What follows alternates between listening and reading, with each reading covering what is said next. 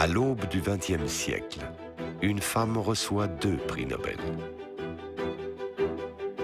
20 ans plus tôt, Maria Skłodowska, une jeune Polonaise animée d'une volonté à toute épreuve, a gagné Paris, défié les mentalités de son temps et réalisé son rêve, se consacrer à la science.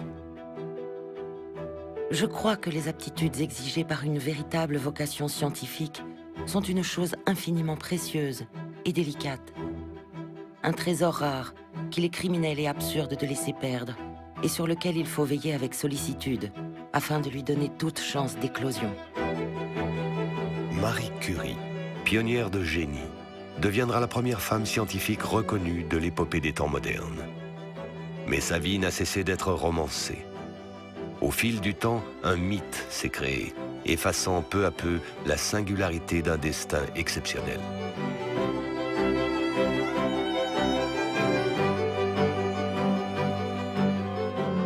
Le mythe de Marie Curie, la petite dame frêle en robe noire, travaillant jour et nuit, c'est plein de contre-vérités. Elle avait la passion de ce qu'elle faisait. Et je crois que c'est cela qui l'animait d'abord. On associe Marie Curie, radioactivité, réacteur nucléaire, bombe atomique. Bon, alors que tout ça, c'est finalement une histoire assez compliquée, assez subtile. Plus de 100 ans se sont écoulés depuis que Marie Curie a forgé ce mot jusqu'alors inconnu, radioactivité. En ouvrant les portes de l'infiniment petit, la radioactivité a bouleversé notre perception de la matière et de l'univers.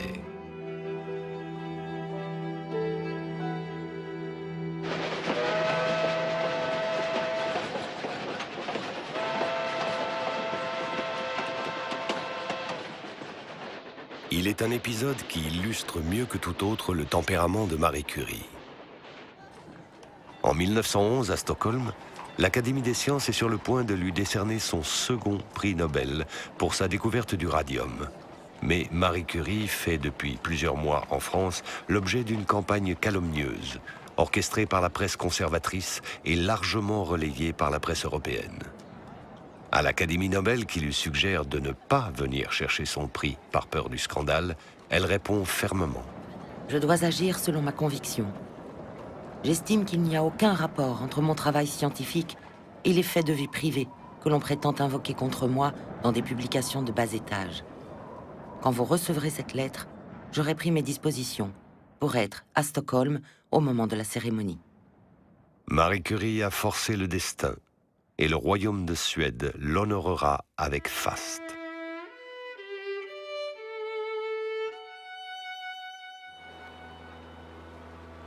« 7 novembre 1867, naissance de Maria Skłodowska dans une Pologne asservie, démembrée par ses puissants voisins prussiens, autrichiens, russes.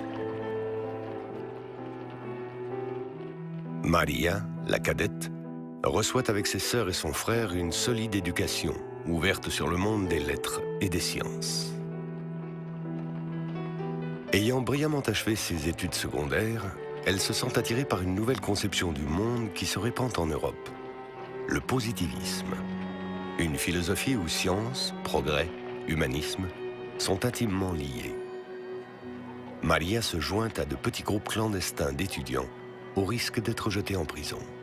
Toute cette jeunesse essaye de reconstruire ou de préparer la renaissance de la Pologne, eh bien, en s'éduquant, en mettant l'éducation au centre de tout. Et dans l'éducation scientifique doit tenir une grande place.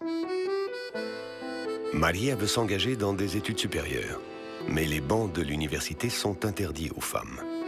Elle imagine alors un pacte audacieux avec sa sœur Bronia. Je décidai que je quitterais Varsovie pour me placer comme institutrice dans une famille en province. Logée et nourrie, je pouvais économiser jusqu'à 400 roubles par an. Il était bien naturel que l'aînée parte la première à Paris pour suivre des études. Nous gardions l'espoir que je puisse un jour la rejoindre. À 18 ans, Maria rejoint la famille Zorawski, des propriétaires terriens, à Stuczki, dans le nord-est de la Pologne. La vie de la jeune gouvernante est douloureusement monotone. À sa cousine, Maria confie. Ma chère Henriette, je suis tombée dans une mélancolie noire, car nos compagnons de chaque jour sont d'affreux vents d'ouest, agrémentés de pluie, d'inondations et de boue. Je me demande si en me revoyant, tu jugeras que les années que je viens de passer parmi les humains m'ont fait du bien ou du mal. Il y a eu des moments que je compterai certainement parmi les plus cruels de ma vie.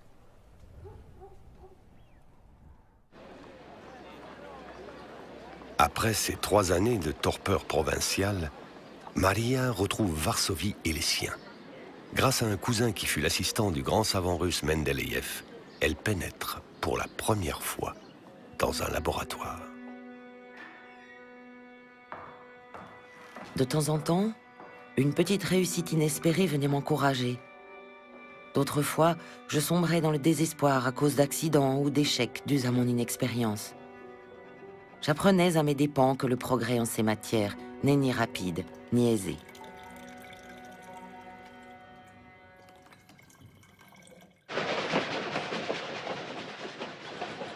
À l'automne 1891, Maria est prête pour le grand départ. À 24 ans, elle peut enfin retrouver sa sœur Bronia à Paris. Quittant une Pologne où les libertés fondamentales sont bafouées, Maria s'immerge dans la vie parisienne. Elle touche enfin l'objet de tous ses rêves et de tous ses espoirs, la France de la République, rayonnant de tous ses feux intellectuels.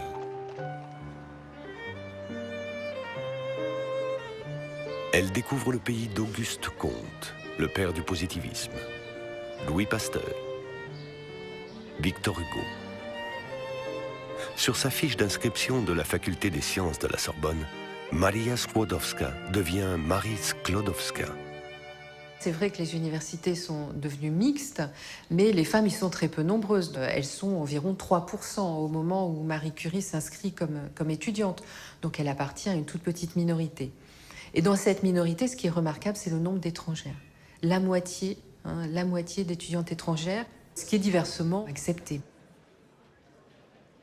La vie, à ce qu'il semble, n'est facile pour aucun de nous.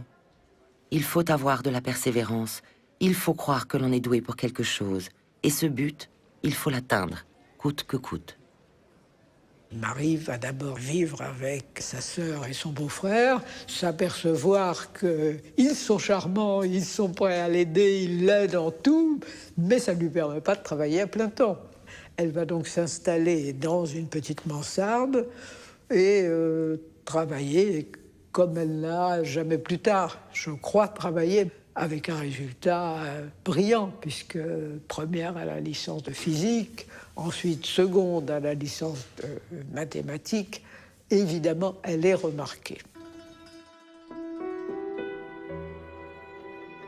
Marie est chargée par la Société pour l'encouragement de l'industrie nationale de mener une étude sur les propriétés magnétiques de divers métaux. Un professeur lui conseille de prendre contact avec un physicien travaillant dans le même domaine, un certain Pierre Curie, âgé de 35 ans. Ils se rencontrent à propos de la science. Et Pierre Curie, qui avait écrit dans sa jeunesse « Les femmes de génie sont rares », dans un petit journal intime, a évidemment été convaincu qu'il fallait absolument que Maria Skłodowska reste en France pour travailler, faire de la science. Très attachée à sa famille, Marie retourne à Varsovie où elle envisage d'enseigner et de participer ainsi à l'émancipation de la Pologne. Pierre lui écrit « Ce serait une belle chose à laquelle je n'ose croire que de passer la vie l'un près de l'autre, hypnotisés dans nos rêves. Votre rêve patriotique, notre rêve humanitaire et notre rêve scientifique. » C'est pas courant comme rencontre, et c'est d'une solidité et d'une profondeur, je crois, tout à fait exceptionnelle. À partir de ce moment-là, une vie nouvelle commença pour moi, très différente de mon existence solitaire des années précédentes. Avec l'argent que nous avions reçu en cadeau de mariage, nous achetâmes 2 bicyclettes sur lesquelles nous fîmes des randonnées en dehors de la ville. la naissance de notre fille Irène amena un grand changement dans notre vie.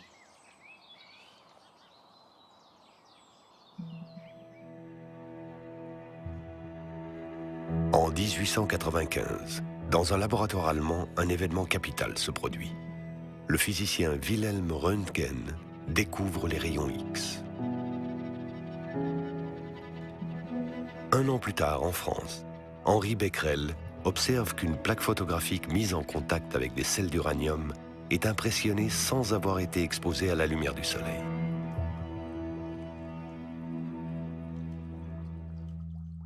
Becquerel découvre que l'uranium est capable d'émettre des rayonnements dont on ne connaît pas la nature, mais des rayonnements qui sont capables de persister dans le temps comme s'ils ne s'usaient jamais.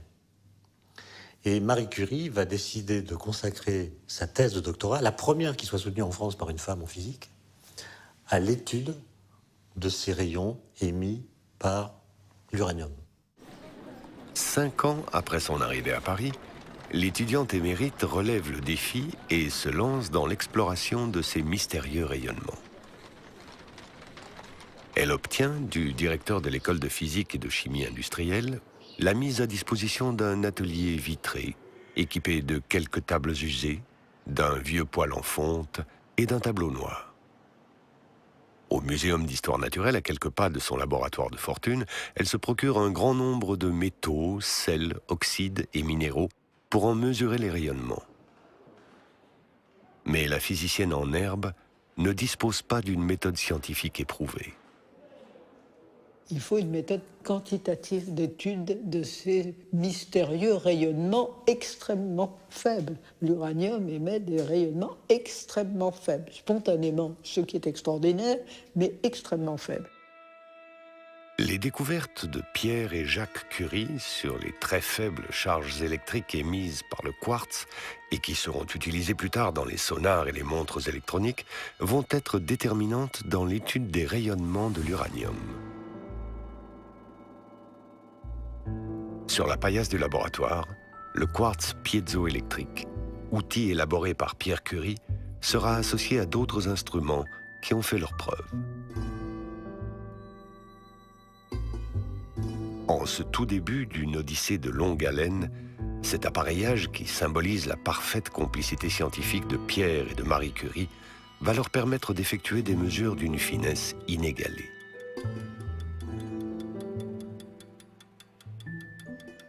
Le courant électrique, c'est 10 puissance moins 14 ampères, 10 puissance moins 13 ampères. Autrement dit, ils sont capables, avec des moyens qui nous semblent rudimentaires, d'extraire des données d'une précision incroyable. Pendant de longues semaines, Marie Curie mesure les rayonnements des différents échantillons qu'elle a sélectionnés.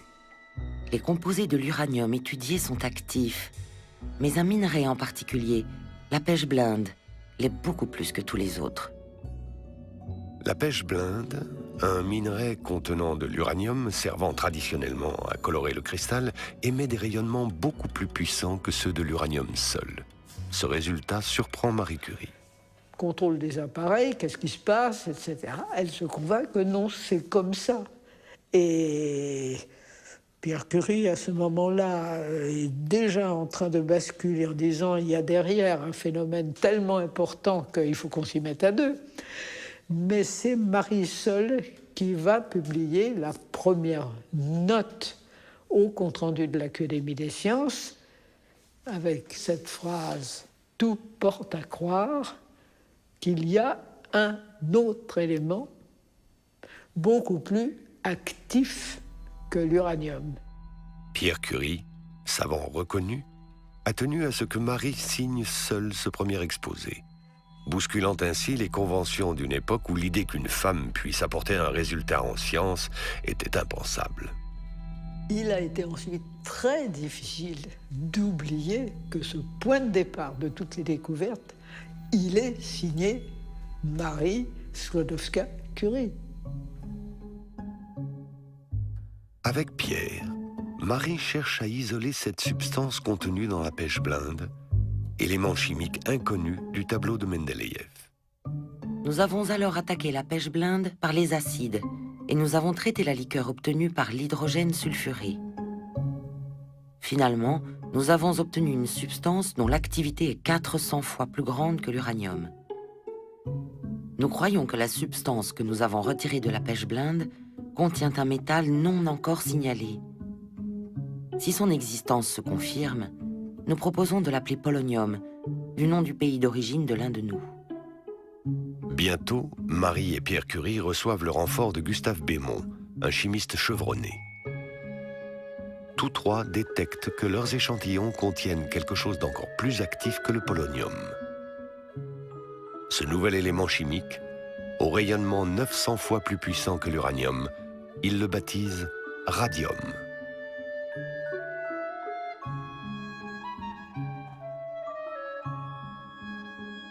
Afin de convaincre les sceptiques, les Curie doivent obtenir une quantité significative de radium pur pour en étudier les caractéristiques chimiques. Extraire plusieurs milligrammes de radium nécessite 1 tonne de pêche blinde. Mais la principale mine d'Europe est à Joachimsthal, en Bohême.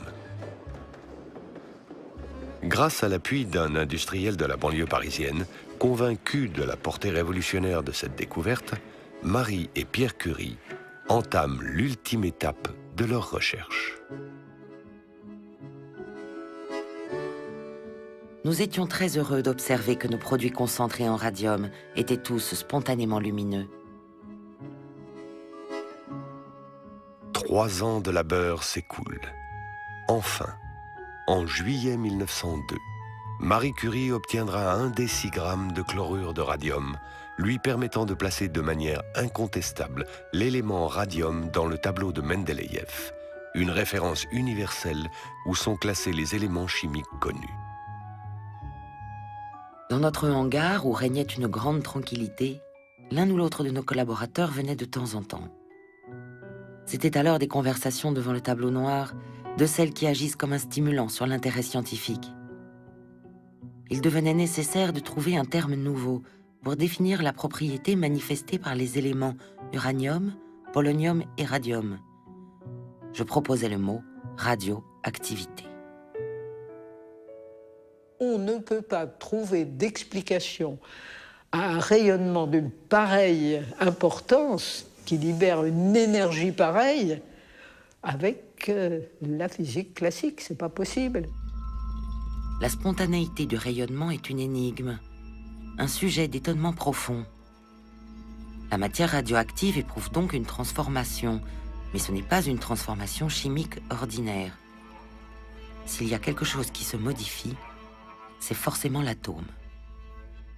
Marie Curie perçoit qu'un nouveau champ s'ouvre à nous, et elle a compris aussi que la radioactivité était un signal qui nous mettait en relation avec ce qu'on appelle aujourd'hui l'infiniment petit, c'est-à-dire avec la matière telle qu'elle est structurée à la plus petite échelle possible.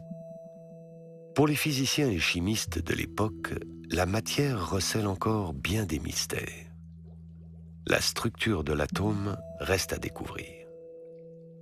L'atome n'est encore qu'un concept qui désigne la plus petite partie indivisible de la matière. Depuis l'Antiquité, l'atome est une quête du Graal. Au début du XXe siècle, il y a un grand débat qui est l'existence de l'atome. Est-ce que l'atome existe ? C'est une vieille idée, l'atome. C'est une idée que les philosophes grecs ont évoquée plus de 500 ans avant Jésus-Christ, mais on n'arrive pas à le voir. L'atome, à la fin du XIXe siècle, c'était quand même quelque chose qui véhiculait l'idée de la stabilité, de la conservation de la matière, à la fois dans les réactions chimiques, etc. Or, voici que la découverte de la radioactivité suggère l'idée que des atomes peuvent émettre de l'énergie. C'est la fin de ce qu'un vulgarisateur de l'époque a appelé l'ère victorienne de l'atome. Le XXe siècle s'ouvre sur cette idée que l'atome est au contraire un petit monde fourmillant qu'il faut explorer.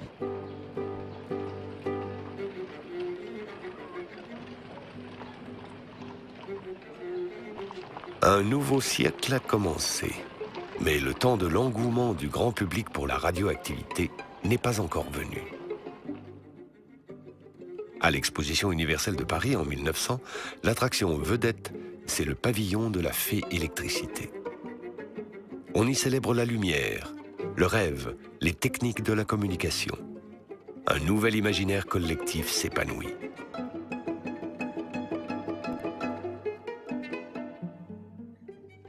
En ce tout début du siècle, Marie Curie est chargée de cours à l'École normale supérieure de jeunes filles de Sèvres.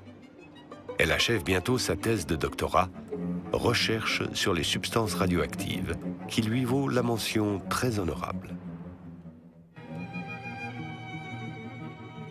En 1903, pour leur recherche sur les phénomènes radioactifs, Marie Curie, Pierre Curie et Henri Becquerel reçoivent le prix Nobel de physique.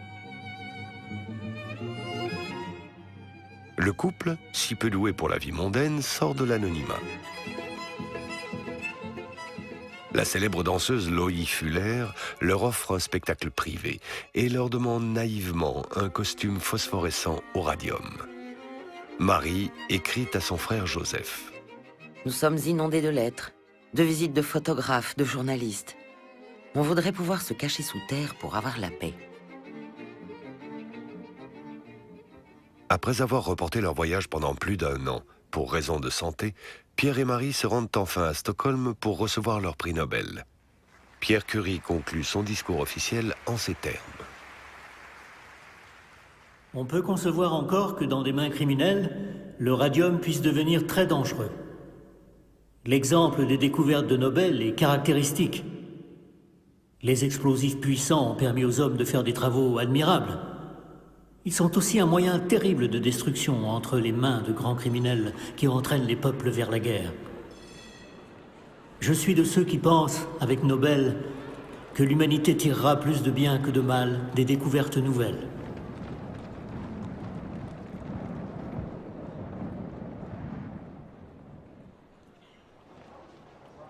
À Vienne, à Boston, à Glasgow, à Berlin, les recherches sur la radioactivité foisonnent. Des physiciens tels que le néo-zélandais Ernest Rutherford élucident peu à peu ce phénomène énigmatique. Le groupe de Rutherford, ça va être le groupe de loin le plus actif et c'est lui qui va apporter l'explication avec ce dit de la radioactivité. L'émission de rayonnement est due au fait qu'un élément chimique se transforme en un autre élément chimique, chose impensable qui pourrait faire croire à de l'alchimie. Ça avait même été une boutade de Rutherford, disant on va nous prendre pour des alchimistes. Les travaux de Marie et Pierre Curie ont ouvert un nouveau territoire, au croisement de la physique et de la chimie. Le fait de dire que c'est des recherches de physique ou que c'est des recherches en chimie est assez délicat à trancher. Surtout quand on se remet dans les connaissances de l'époque. Après coup, c'est facile de dire voilà ce qu'est de la chimie, voilà ce qu'est de la physique. Mais dans le contexte où il travaille, les choses sont entremêlées parce qu'on n'a pas assez de connaissances sur l'atome pour pouvoir caractériser les phénomènes dont il est le siège.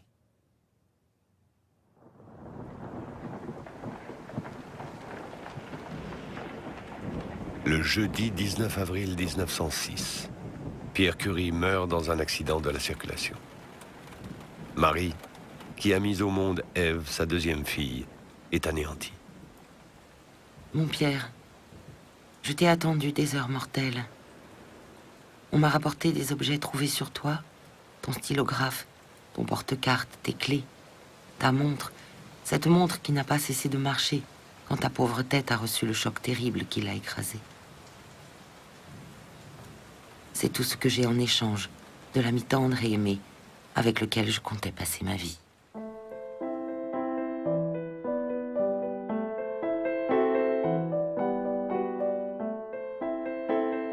Quelques mois après ce drame, Marie Curie reprend l'enseignement de son défunt mari à la Sorbonne. En novembre 1906, elle donne sa leçon inaugurale. Elle est la première femme à professer en Sorbonne. Un journaliste ironise. Il a cette phrase, pensez donc, à partir du moment où une femme est autorisée à donner les cours d'enseignement supérieur aux étudiants des deux sexes, où sera la supériorité de l'homme mâle? Je vous le dis, bientôt les femmes deviendront des êtres humains.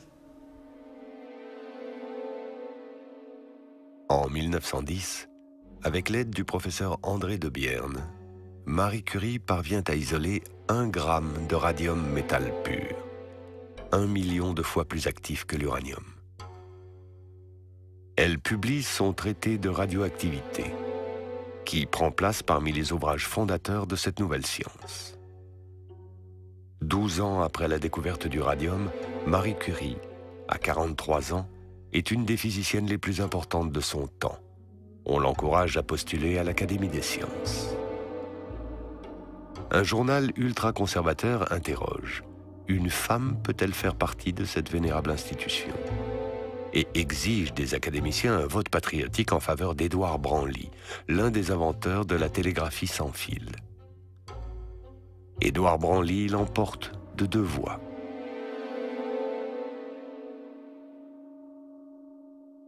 Il n'y a pas que le fait qu'elle est une femme qui donc transgresse les rôles sociaux traditionnels. Il y a aussi ce fait qu'elle incarnait, elle et bien d'autres d'ailleurs de son groupe, elle incarnait des valeurs qui étaient des valeurs jugées anti-France, entre guillemets. Quelques mois plus tard, une nouvelle affaire éclate. Un journal d'extrême droite met à sa une un roman dans un laboratoire. Le cœur d'une femme a des aspirations que la science ne suffit pas à satisfaire. Le grand savant Paul Langevin abandonne sa femme et ses enfants. L'autre renonce à son laboratoire et à sa gloire. Le scandale prend des allures rocambolesques. Progressistes et réactionnaires se provoquent en duel. Le domicile de Marie Curie est assiégé. Des badauds la menacent de mort. Elle-même menace les titres les plus haineux de poursuites judiciaires et se réfugie chez des proches. Elle reste une femme atypique dans ce monde d'hommes, une étrangère, et elle est victime aussi des affrontements politiques très forts à cette époque. On n'est pas loin de l'affaire Dreyfus, on retrouve autour de Marie Curie des Dreyfusards, des libres penseurs, des hommes et des femmes très progressistes qui ont contre eux un camp clérical, conservateur, à tendance xénophobe.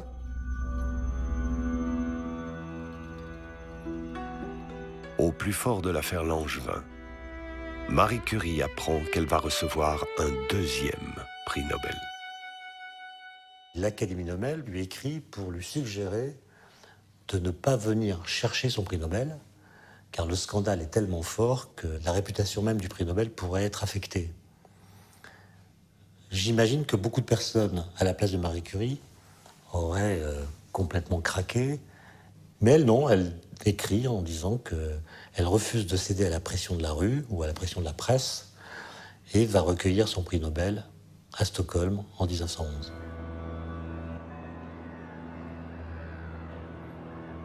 La lauréate arrive en Suède le 10 décembre.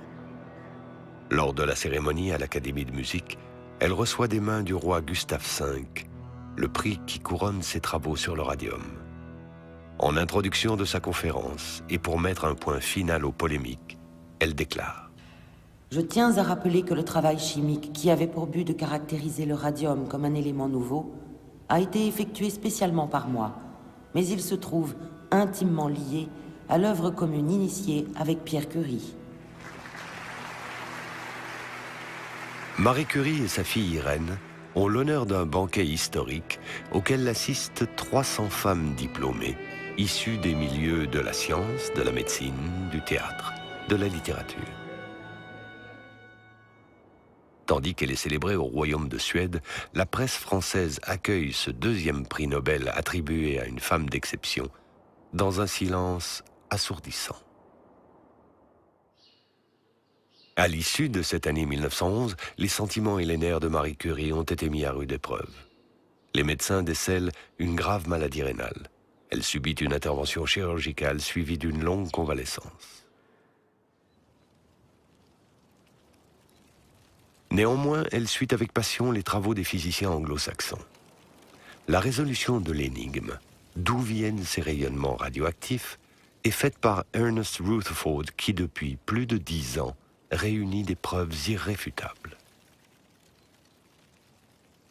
On va comprendre que l'atome, c'est pas une entité pleine, c'est pas une petite sphère de matière, c'est au contraire un édifice composite qui est en gros constitué de vide. Dans un atome, il y a d'abord le noyau de l'atome, dont la taille est vraiment très petite, c'est 1/1000 de milliardième de mètre. Et puis très loin de ce noyau, il y a des électrons qui tournent. Et en réalité, la radioactivité est un phénomène qui se produit ou qui a sa source uniquement dans le noyau. C'est un phénomène physique et non pas chimique. Les phénomènes chimiques sont ceux qui mettent en jeu les électrons qui tournent autour du noyau dans l'atome. La radioactivité, c'est là que ça se passe, où il y a des forces nouvelles qui opèrent, les forces qu'on appelle les forces nucléaires. C'est ça la radioactivité. Ces forces qui animent le noyau, d'où la formulation de force nucléaire, confirment Marie Curie dans son rêve bâtir un institut du radium, une grande institution d'utilité publique. Quand en 1914... Paris, dimanche 2 août. Mes chères filles, la mobilisation est commencée aujourd'hui. Nous ne communiquerons pas facilement, mais après quelques jours, je pourrai probablement vous revoir. Soyez courageuses et calmes. Paris est calme, malgré le chagrin des départs.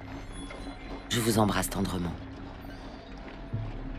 Irène, qui vient d'avoir 17 ans et passe les grandes vacances en Bretagne avec sa sœur, veut se rendre utile, regagner sans délai la capitale.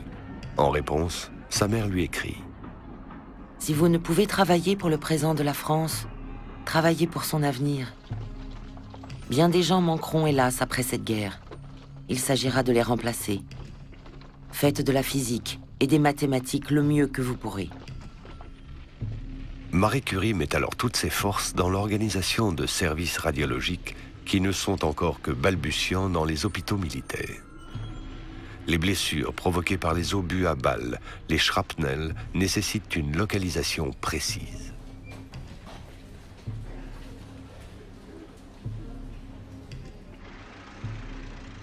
Je crée, avec l'aide de la Croix-Rouge, une première ambulance radiologique.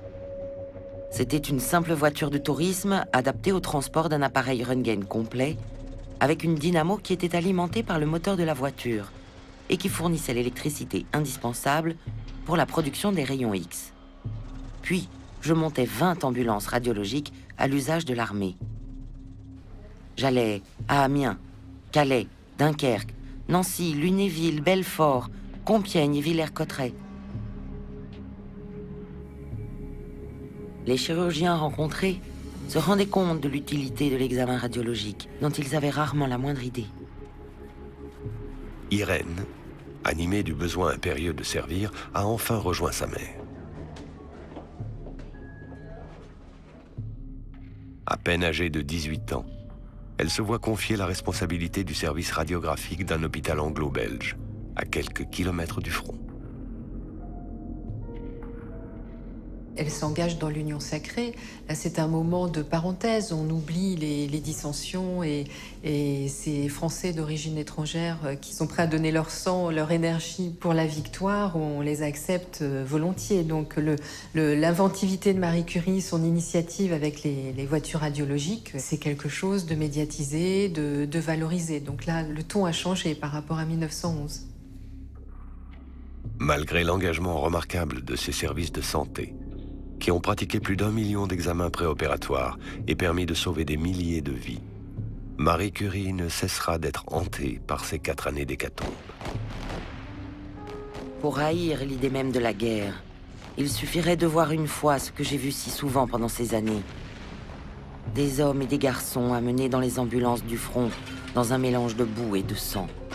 Beaucoup d'entre eux étaient condamnés à une mort rapide, d'autres à des mois entiers de douleur et de souffrance.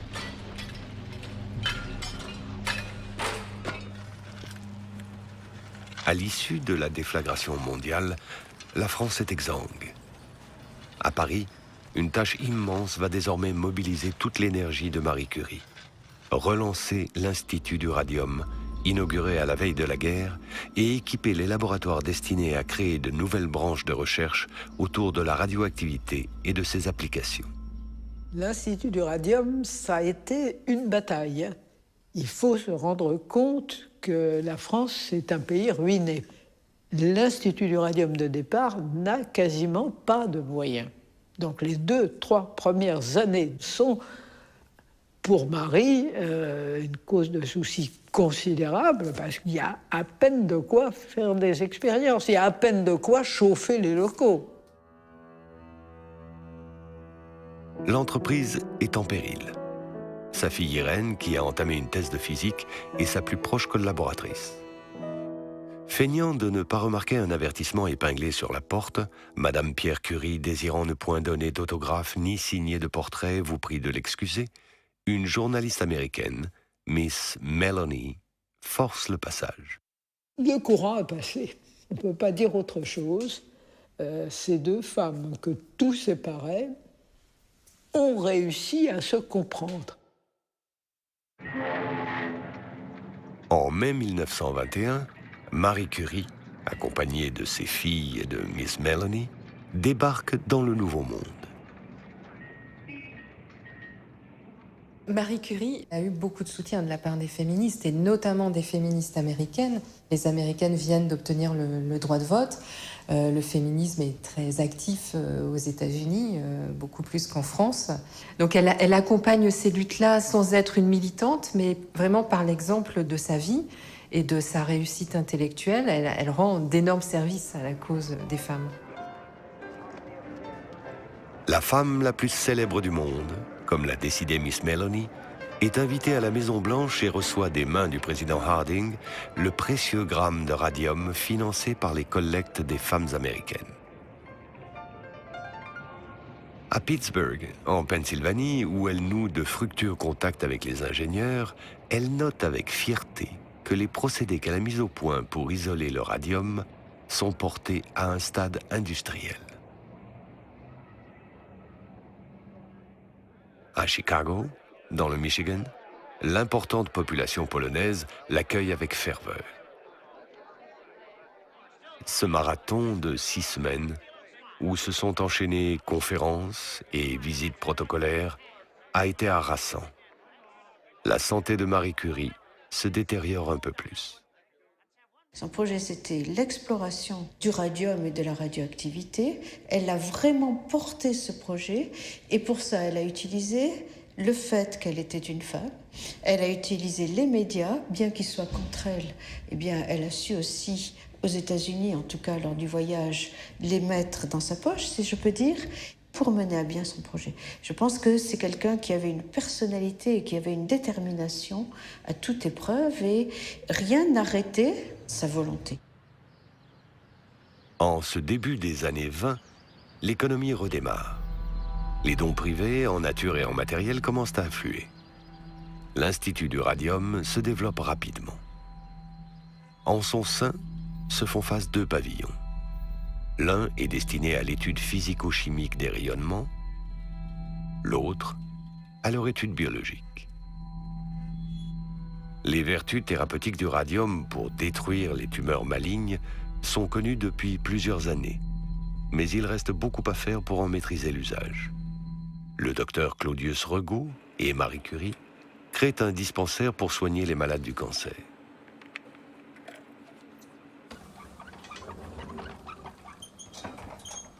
Bientôt, le département de radiothérapie enregistrera les premières guérisons.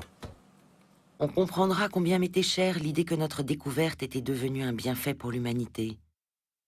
En raison non seulement de sa grande valeur scientifique, mais aussi de son pouvoir d'action efficace contre la souffrance humaine et contre cette terrible maladie.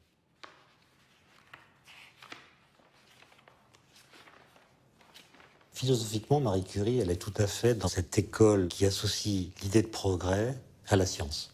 L'idée qu'il y a une sorte d'embrayage automatique entre toutes les formes de progrès, entre le progrès scientifique, le progrès technique, technologique, le progrès moral, et que la science va conduire l'humanité à s'émanciper de ces vieilles chaînes. Et du coup, elle a un rapport à la science qui est extrêmement enthousiaste et optimiste.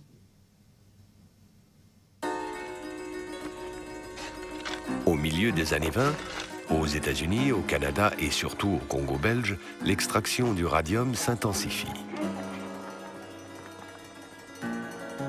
Sortant des usines et des laboratoires, le radium est l'objet de tous les fantasmes. On prête à cette substance magique toutes sortes de vertus. Les crèmes rajeunissantes tiennent le haut de l'affiche. Les charlatans s'en donnent à cœur joie. On se rase, on fume des cigarettes au radium. L'imagination des auteurs de romans populaires s'envole.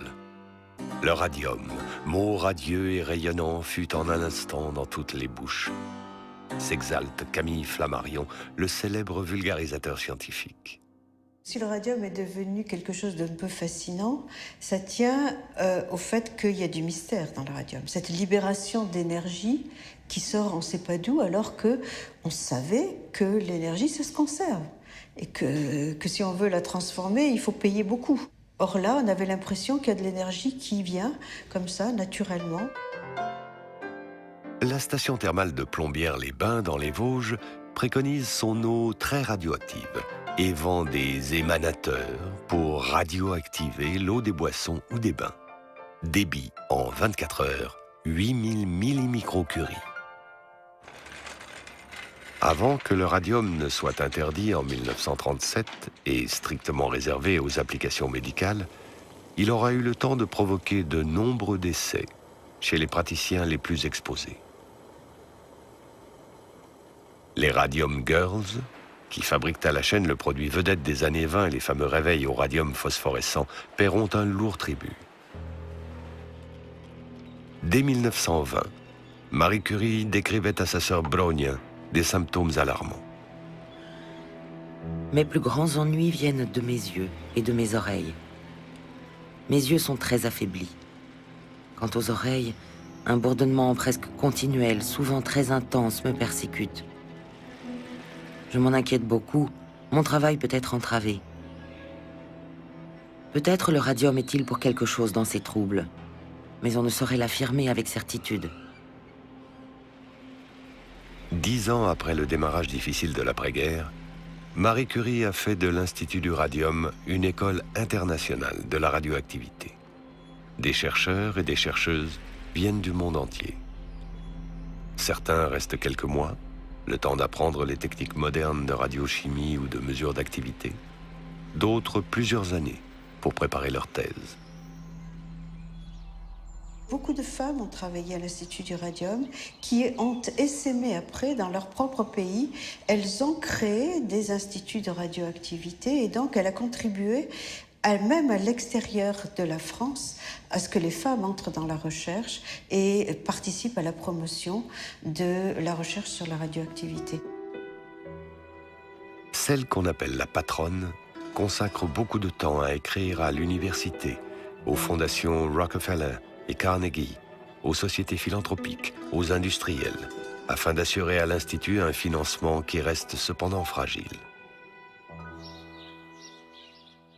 Notre société où règne un désir âpre de luxe et de richesse ne comprend pas la valeur de la science. Elle ne réalise pas que celle-ci fait partie de son patrimoine moral le plus précieux. Ni les pouvoirs publics, ni la générosité privée n'accordent actuellement aux savants l'appui et les subsides indispensables pour un travail pleinement efficace.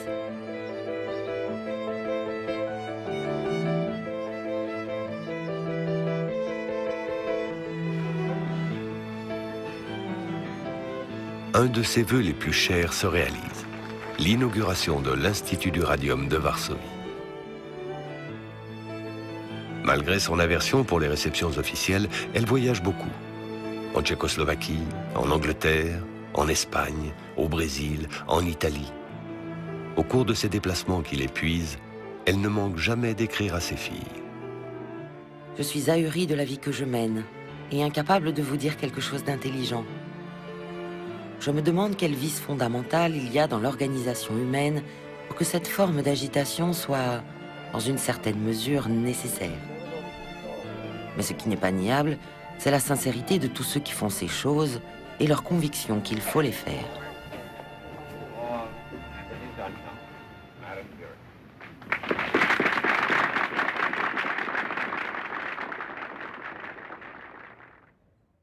Marie Curie sera pendant longtemps la seule femme à participer au Conseil Solvay de physique et de chimie, créé en 1911 par un industriel belge, Ernest Solvay. Doutes, hésitations, controverses rythment les échanges et font progresser une œuvre commune. Ancêtres des actuels colloques scientifiques, ces conseils permettront des avancées décisives dans le domaine de la physique moderne, grâce aux contributions de savants de premier plan, dont 40 prix Nobel. La vitesse à laquelle cette histoire s'est développée, c'est absolument fascinant. En 1906, on a la preuve expérimentale que l'atome existe. On croit que c'est une sphère dure. En 1911, on comprend que non, il est composite, il y a un noyau en son sein entouré d'électrons. Un peu plus tard, on comprend que dans le noyau, il y a des protons et des neutrons. Un peu plus tard, on comprend que les électrons qui tournent autour du noyau ne tournent pas conformément aux lois de la physique classique. Et donc on comprend que l'atome, ce n'est pas un objet qu'on peut décrire avec la physique qu'on connaît à l'époque. C'est dans le cadre des conseils Solvay qu'Albert Einstein, Niels Bohr et d'autres conceptualiseront, à la fin des années 20, la nouvelle physique quantique qui permettra d'aller plus loin dans l'intimité de l'atome et des particules. Marie Curie et Einstein ne travaillèrent pas ensemble sur ces questions théoriques. Mais dans cette période de montée des périls, ils s'engagèrent dans la Commission internationale de coopération intellectuelle, un organisme de la Société des Nations destiné à renforcer l'action en faveur de la culture, de la science et de la paix. Elle a eu une formule disant à peu près ceci. On parle de la faillite de la science, mais la science est une œuvre humaine et par conséquent, ce n'est pas une œuvre parfaite. Il ajoutait, la science a été souvent détournée de sa route par les forces d'égoïsme national et de régression sociale. On ne dira pas que Marie Curie s'est engagée pour que les scientifiques aillent en masse défendre ses idées, mais elle l'a exprimé.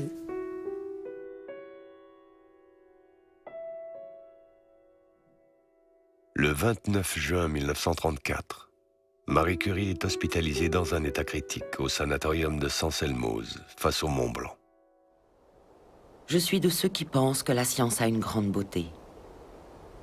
Un savant dans son laboratoire n'est pas seulement un technicien, c'est aussi un enfant placé en face de phénomènes naturels qui l'impressionnent comme un conte de fées. Nous ne devons pas laisser croire que tout progrès scientifique se réduit à des mécanismes, des machines, des engrenages qui par ailleurs ont leur beauté propre. Je ne crois pas que dans notre monde, l'esprit d'aventure risque de disparaître. Si je vois autour de moi quelque chose de vital, c'est précisément cet esprit d'aventure qui me paraît indéracinable et s'apparente à la curiosité. Marie Curie s'éteint le 4 juillet 1934, à l'âge de 67 ans. Sa dernière bataille, institutionnaliser la recherche, connaîtra un premier aboutissement avec la création en 1936 par le Front populaire d'un ministère de la Recherche qui sera confié à sa fille. Irène et Frédéric Joliot-Curie ont reçu le prix Nobel de chimie pour leur découverte de la radioactivité artificielle. Ils auront la prescience de son énorme potentiel d'énergie, mais aussi de son caractère dangereux. La découverte de la fission nucléaire en 1938 par les Allemands Otto Hahn, Fritz Strassmann et l'Autrichienne Lise Meitner va déclencher la course folle à la maîtrise de l'atome. L'aventure a malheureusement mal tourné, si je peux dire, avec la bombe atomique. Et elle a en même temps porté toute la recherche de la physique du XXe siècle. Dans la période de l'après-guerre, sera créé en France le Commissariat à l'énergie atomique, aux buts civils et militaires. Organisme au sein duquel les chercheurs vont travailler d'une façon radicalement différente qu'à l'époque de Marie Curie. Le déploiement colossal des programmes d'armement ou liés à l'énergie masquera durablement les applications de la radioactivité en médecine, en biologie, mais aussi dans la datation, dans la compréhension de la formation de la Terre, des étoiles, de l'univers. Les cataclysmes nucléaires des dernières décennies jetteront une ombre tenace sur une discipline scientifique majeure du XXe siècle. La science peut être complice de la barbarie. Nous devons continuellement regarder l'usage que nous faisons des progrès scientifiques, avec, si possible, une sorte de maîtrise sur le cours de nos destinées collectives. Nombreux sont les scientifiques qui militent pour la responsabilité de la science. Peuvent-ils se réclamer du mythe Curie? Pourquoi pas, hein? En sachant que c'est un mythe que jamais la science n'a été pure ni désintéressée. Dans les 30 premières années du XXe siècle, Marie Sklodowska-Curie, en transgressant bien des tabous, aura ouvert avec éclat un nouveau champ de la connaissance. Sa liberté, la dimension éthique universelle de son œuvre, nous invite à nous interroger constamment sur la grandeur et la servitude de la science, appelant notre vigilance face aux tentations toujours présentes de la régression et de l'obscurantisme. Je suis de ceux qui pensent que la science a une grande beauté.